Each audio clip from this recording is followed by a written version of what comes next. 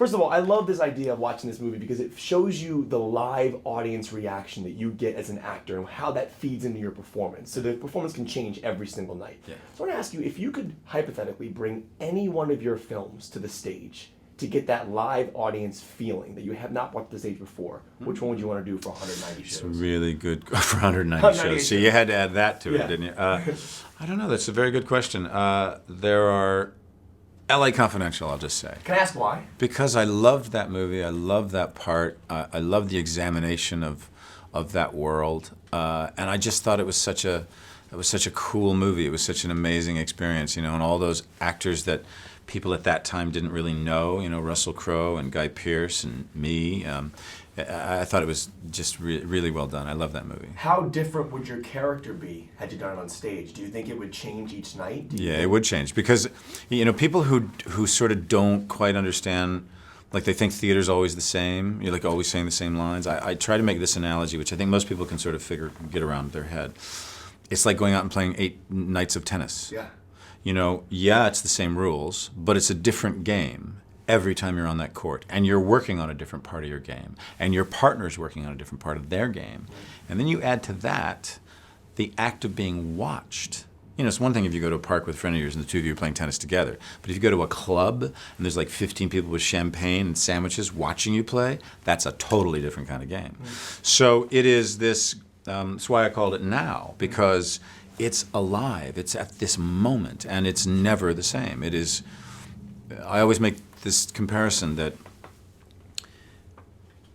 no matter how good an actor might be in a movie, they'll never be any better. It's frozen.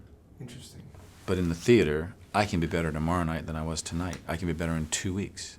And the growth that you go through from rehearsal, first preview, opening night, to 12 weeks later, in this case, to months later, is a remarkable journey. And it's always changing. It's almost as if you're building another arc for the character over 198 shows. Absolutely. And you have to keep it fresh, and also the audiences are fresh every night. And of course, in the case of this play, the other great thing that was ultimately ended up being very helpful for House of Cards is that this is where direct address was created. I mean, for people who don't know, Francis Underwood is based on Richard III.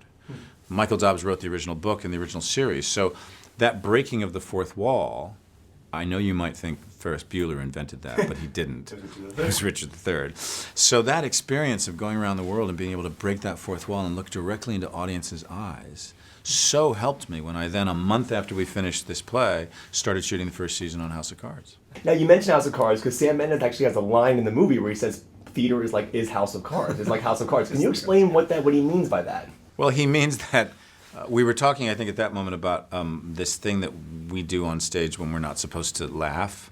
It's called corpsing. And basically it means you're dead. Like you're dead because someone is making you laugh and you're laughing in front of the audience and you're like, you can't stop laughing, and so you have to get off stage as quickly as you can. And one guy incorporated he incorporated that into his character.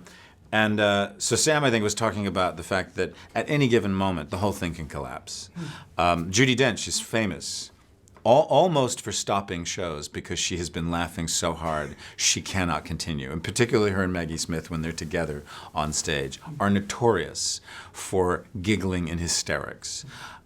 So I think that's what Sam was referring to, is that it's just so easy because you're walking this tightrope, and it can just so easily collapse into absolute giggles of laughter. Now, you have a brilliant line in this particular film that I love, where you said that you let the play take you. It's a remarkable thing you say, and how it just kind of takes over your body and you become the character. Is that capable? Are you able to do that in a movie so you can't do that at all? You can't let a movie because take you. I'll tell you why. By that, what I mean by that is you start a play, and out of 24 scenes in this play, in this production of this play, Richard was in 22 of them. So it's almost like you get on a horse and it just goes. And in film and television, you work in 2 or 3 minute little bits, and you do 12 different versions of those little bits, and then they take it away and they cut it all together and make it look like it actually happened in the 2 hours or however long a film or a television program is.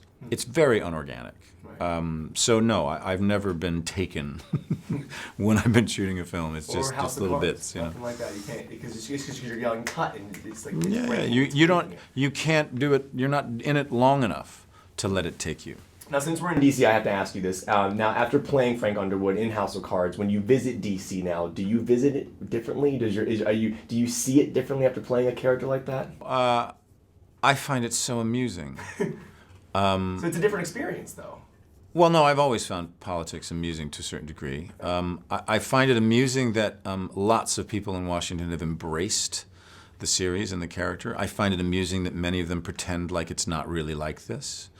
That they say, oh, it's very cynical, and you know that of course it's a fictional version of our esteemed members of Congress, and it's a little bit disappointing to see that we send people to Washington and they don't do their jobs.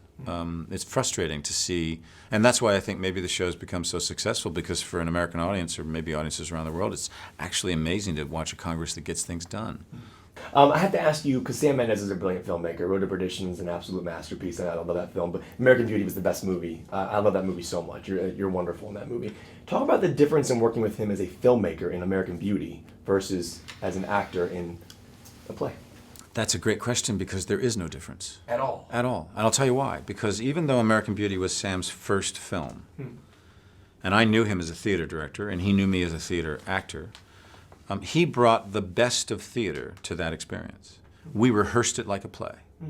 We rehearsed it on a soundstage where they drew out all the lines of where the sets were going to be and where the furniture was going to be, and we rehearsed what would normally be a 6-week rehearsal process like that. He truncated into 2 weeks. His attitude, his approach, his understanding, his visual style, his perspective on how the human body against a set. I mean, the visual treat of that film, what he and Conrad Hall were able to create. I had seen him do that sort of thing in the theater for years. His extraordinary sense, and also his work with actors, his ability to describe to each member of a crew exactly what he needed and was going for. Everyone was able to come and do their best work. So it was no different than working with him on this play. He has the exact same approach. You know, and it's the same argument I make about, you know, people say, oh, is there a difference between film acting and theater acting? And I go, no, there's just good acting and bad acting. I mean, really. And one thing I love about this movie is watching how every person changed over the course of this 198 shows. They actually discovered things about themselves. I'm sure you did as well. I want to ask you, over all the movies you've done in your career, what's the role that taught you the most about yourself as a person and yourself as an actor? Probably Beyond the Sea.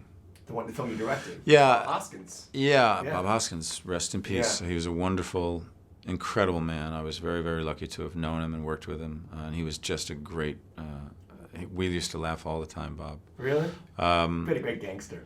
He did play the great gangster, too.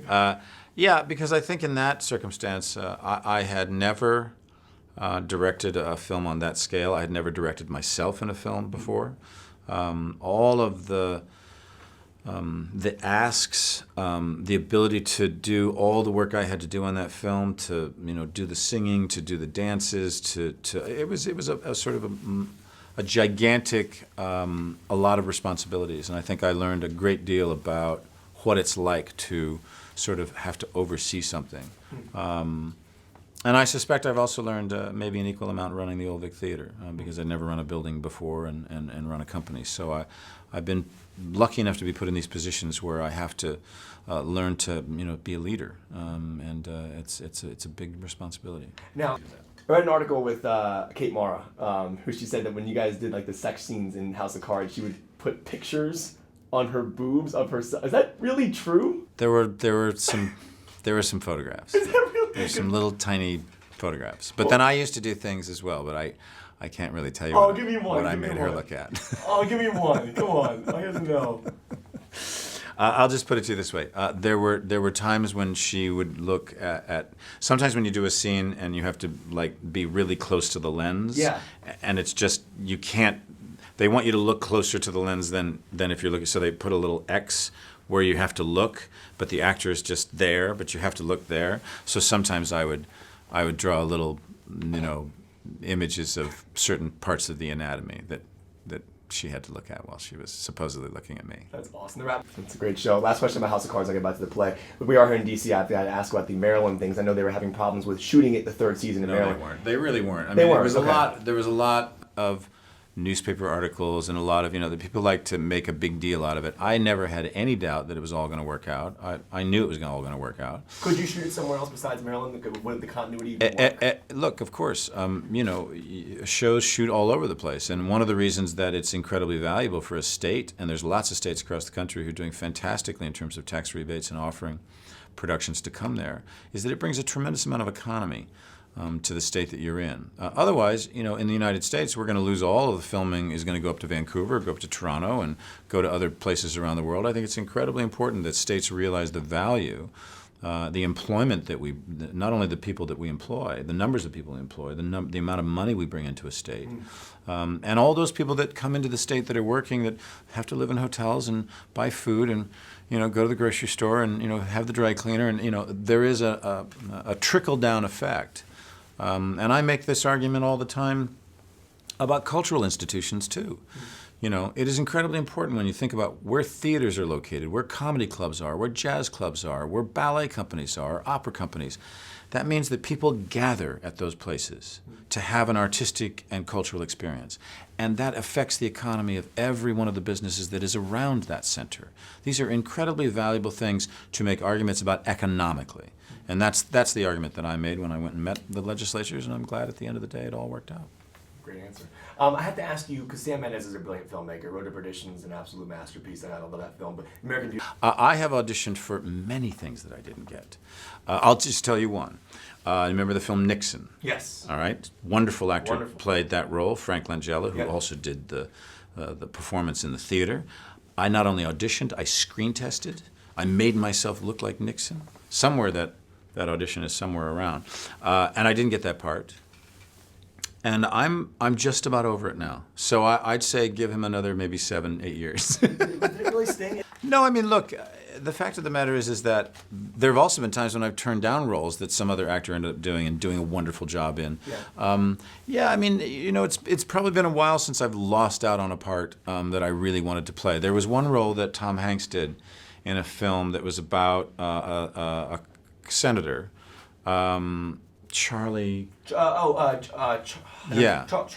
Charlie, what was his name? I know exactly what you're talking about. That's a great film. That was a role I thought was really great. But then he got that part, and he's still upset that he didn't get American Beauty. So